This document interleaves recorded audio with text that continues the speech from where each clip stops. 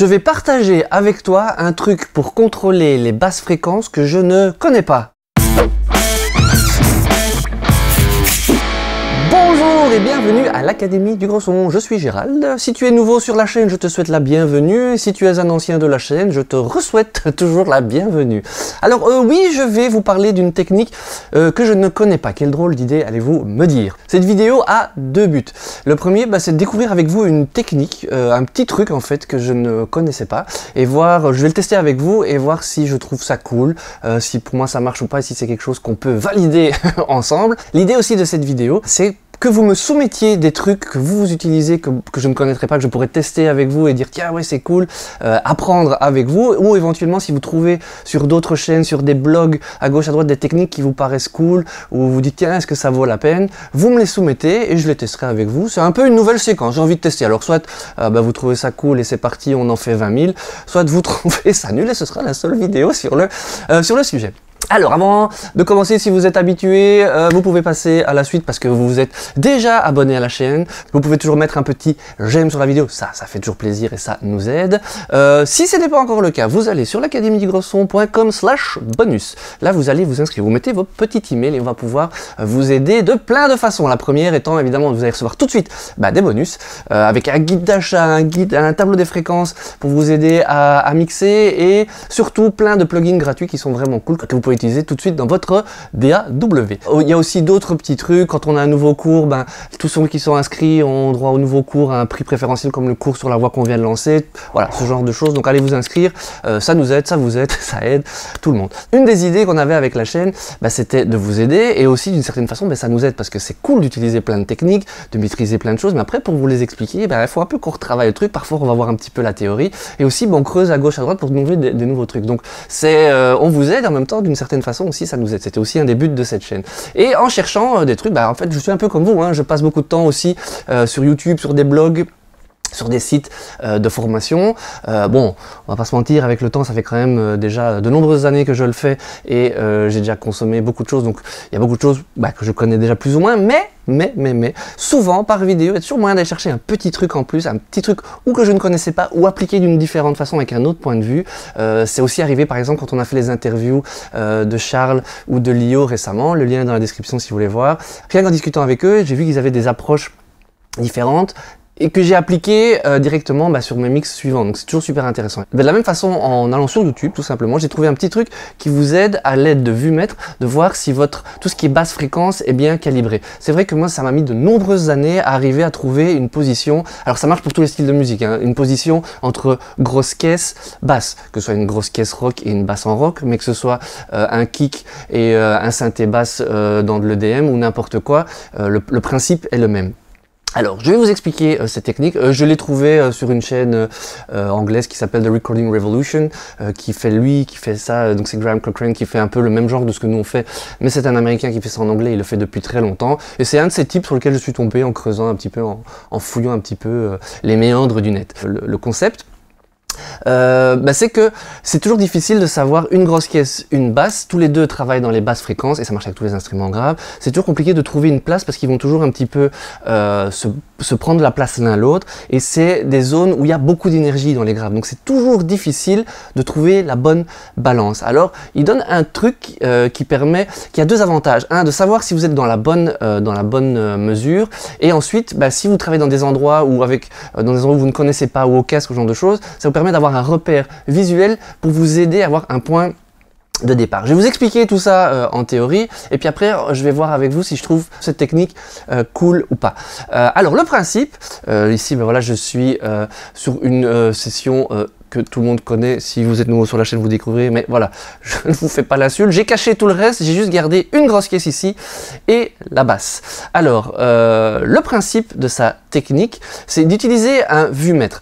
Un VuMètre, c'est quelque chose qui va travailler plutôt en RMS, donc plutôt à une écoute moyenne, parce que si vous travaillez avec quelque chose qui mesure que les pics, ça va être très rapide. Donc il vaut mieux quelque chose qui prend un petit peu le temps, qui est un peu la même façon de percevoir les choses, un peu comme une oreille humaine le ferait. Et alors son idée, c'est de caler la grosse caisse d'abord, souvent on commence par la grosse caisse, à un niveau. Lui, il conseille -3 sur le VuMètre. Vous pourriez le mettre n'importe où, mais c'est vrai que -3, je vous expliquerai par la suite pourquoi c'est plus facile. Sachant que le 0 ici sur un vumètre, ce 0 ici ne correspond pas à notre 0 du monde digital. Il y a encore de la marge au-dessus. Ici, il est calibré par exemple à moins 18. Ça vient de... Enfin, avec toute une histoire. André avait fait un sujet sur tout ce qui était vumètre et tout ça, le lien dans la description, donc si vous voulez en savoir plus. C'est pas le but de cette vidéo. Donc l'idée c'est de caler quelque part la grosse caisse à -3 et par la suite de rajouter la basse. Et alors si vous aviez dupliqué cette grosse caisse, que vous la mettez 2 fois, donc vous lui donnez la même importance, vous allez gagner exactement imaginons on duplique la piste, vous allez gagner 3 dB. Donc du coup vous arriveriez à 0. Donc le principe, vous l'avez deviné, c'est de caler la grosse caisse à -3, d'amener la basse et qu'avec la basse, on tourne plus ou moins autour de 0. Ce qui voudrait dire en théorie que notre grosse caisse et notre basse ont plus ou moins le même espace, prennent la même énergie en tout cas. Donc c'est ce qu'on va faire ici de suite. J'envoie la grosse caisse. Là, je monte jusqu'au moment où j'arrive. Alors en moyenne...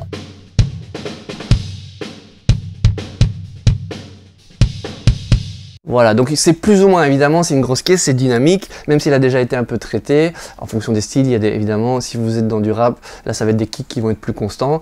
Mais donc voilà, je suis plus ou moins à 3. Des fois ça va un peu au-dessus, un peu en dessous. C'est un repère, une indication.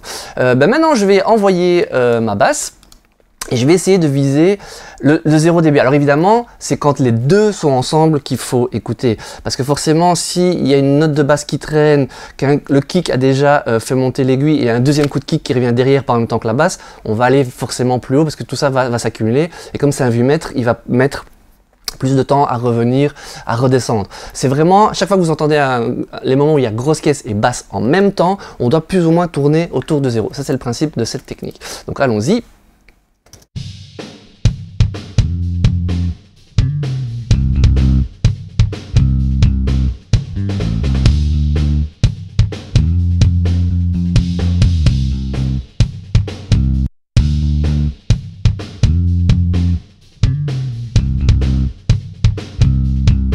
Voilà, c'est l'idée. Évidemment, on n'est jamais pile poil sur 0.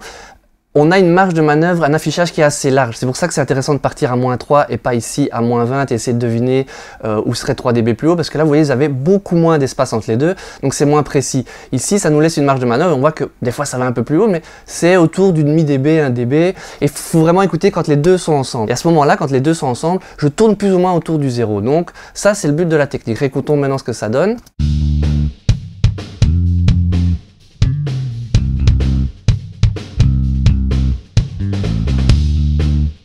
De mon expérience, je trouve que c'est pas mal équilibré. Là, j'ai travaillé sur quelque chose qui est purement visuel. Donc, si vous êtes dans un endroit que vous ne connaissez pas bien, ou vous ne savez pas trop où mettre la basse, ça peut vous aider simplement, visuellement, à avoir un point de départ. Je trouve que c'est bien équilibré. Alors, est-ce que je valide cette technique ou pas? Parce que là, c'est de la théorie. Comme vous savez, chaque fois qu'on découvre une nouvelle technique, on veut l'essayer. Oui. Alors, je dis pas ça comme ça en l'air. Ce que j'ai fait juste pour voir si c'était cool, parce que moi, ça m'a mis des années à trouver cette espèce de balance grosse caisse basse, et parfois, il faut un petit peu adapter. Ça dépend évidemment du contenu fréquentiel. C'est aussi une question de goût, mais en général, si vous avez cet équilibre entre basse, enfin tous les instruments basses, vous avez une bonne fondation dans votre mix et ça m'a mis vraiment très longtemps à trouver cet équilibre. Alors comment j'ai fait pour valider, parce que j'ai pas dit ah ouais ok c'est cool en théorie. Alors en fait ce que j'ai fait c'est que j'ai pris deux mix sur lesquels je suis en train de travailler pour le moment en ce moment.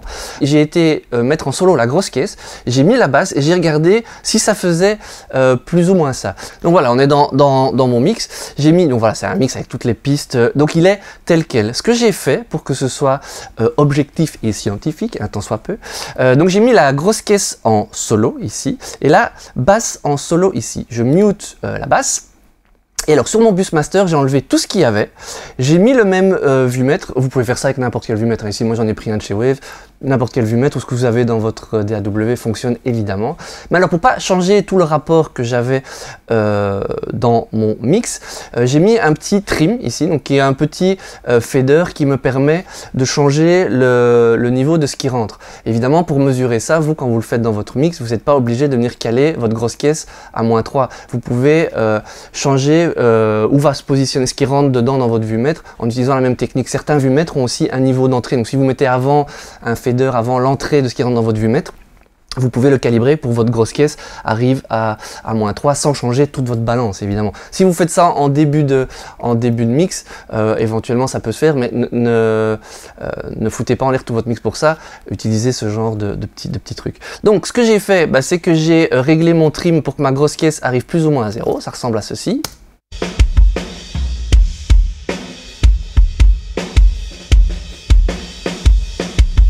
Voilà, donc elle arrive plus ou moins à 0. Donc ça c'est un groupe que je suis en train de mixer vraiment pour le moment qui s'appelle Holy Temper. J'ai déjà utilisé leur exemple dans le passé. Et donc dans mon mix, exactement le mix, j'ai rien touché. Maintenant hop, j'envoie la basse et on voit ce qui se passe.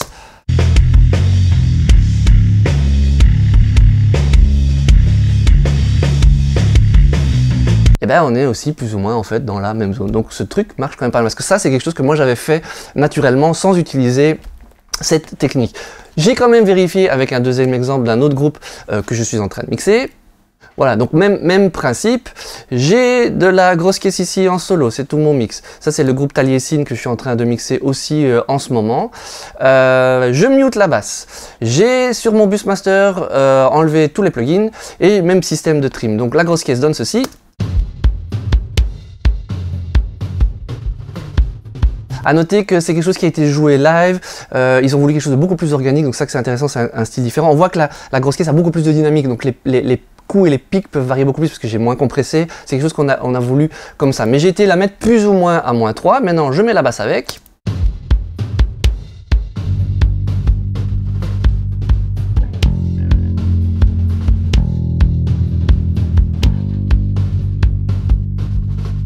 Donc il faut vraiment écouter quand la basse et la grosse caisse sont en même temps. Et ben de nouveau on est autour de ce 3. Alors cette technique a l'air quand même bien faite. C'est vrai que moi ça m'a mis très longtemps.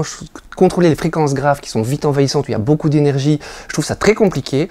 Donc vous pouvez franchement utiliser ce petit truc. Si vous avez un doute, commencez avec ça, ça vous donne un point de repère pour vraiment contrôler vos basses fréquences, savoir si c'est bien équilibré entre vos instruments grave, et puis à partir de là évidemment comme toujours vous adaptez en fonction de vos goûts. Mais voilà, la démonstration était peut-être un petit peu longue pour ça, mais c'était vraiment pour vous montrer que ce truc fonctionne, est cool, et je vais peut-être m'en servir dans le futur de temps en temps pour double checker, voir si ce que je fais c'est pas complètement à côté de la plaque. Donc si ce petit truc vous aide, c'est cool, mais si vous en connaissez d'autres que je ne connais pas et que je pourrais tester, soumettez-les en commentaire de la vidéo, envoyez-nous un mail éventuellement, c'est info@academiedugrosson.com.